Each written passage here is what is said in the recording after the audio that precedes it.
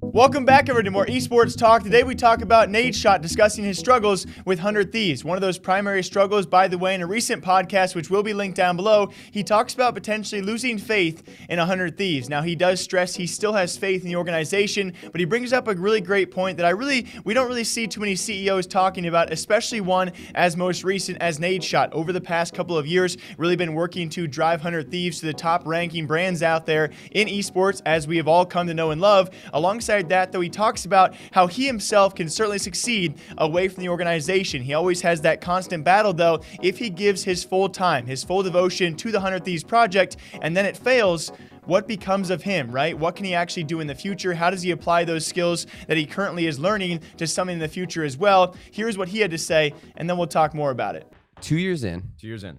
What is the hardest thing about being a CEO?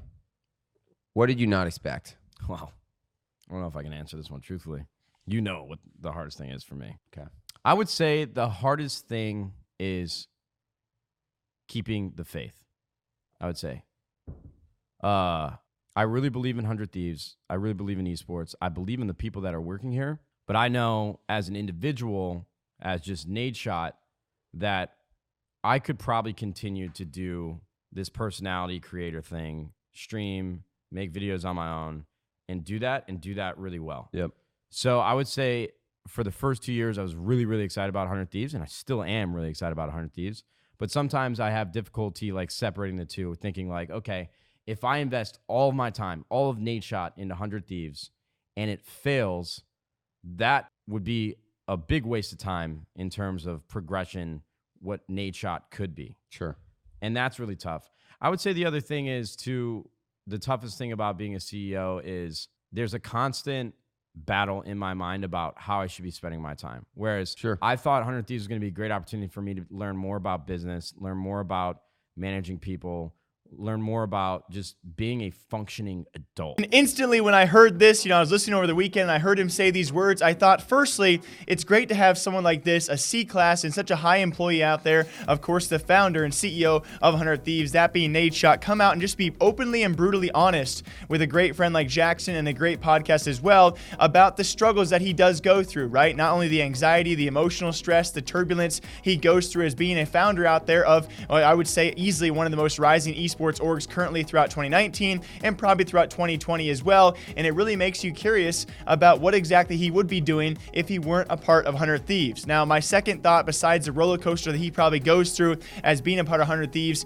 and the big backing of 100 Thieves he has brought alongside it, I would also think instantly of a friend of his as Hector Rodriguez, right? A guy who devoted I would say a majority or a large portion of his life building up Optic Gaming, which to many now is dead. Yes, they are continuing, obviously still a brand name in Call of Duty, but to a lot of loyal fans out there and loyal Hector fans out there, the former Optic is gone. And so I instantly, when Nadeshot says if he devotes all of his time to 100 Thieves and it fails, I don't look at Hector as a failure. Some people do. The really, really heartbroken people out there say that him selling Optic was a failure. Now what Optic is a failure. I don't see it that way, though. And certainly if 100 Thieves somehow did fail, I don't think anyone out there in the right mind could say Nadeshot failed with what he has done in just 2 to 3 years' time. He has come up as a pro player and personality himself, and then actually started an own esports organization. What him and Hector, amongst other owners, Jack Etienne or Hastro and the like, have done is incredible, and I would never see it as a failure. And of course, we now see a guy like Hector, although Optic was sold and he is no longer a part of it,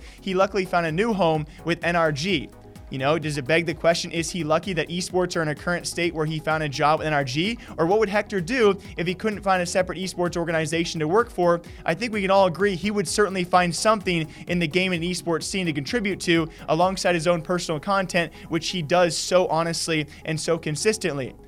So what do you guys think about this? Nadeshot talking about internal struggles, keeping the faith with 100 Thieves. The faith is certainly there, but he does have a worry in the back of his mind of what he would do if 100 Thieves were to fail. I don't think anyone out there can actually see them failing anytime soon, although who knows in this crazy scene that we call esports and gaming. Until next time, I hope you guys all enjoy breaking down esports and gaming news here every single day, all day long. Until next time, take care, drink your coffee, drink your water, all right? Bye.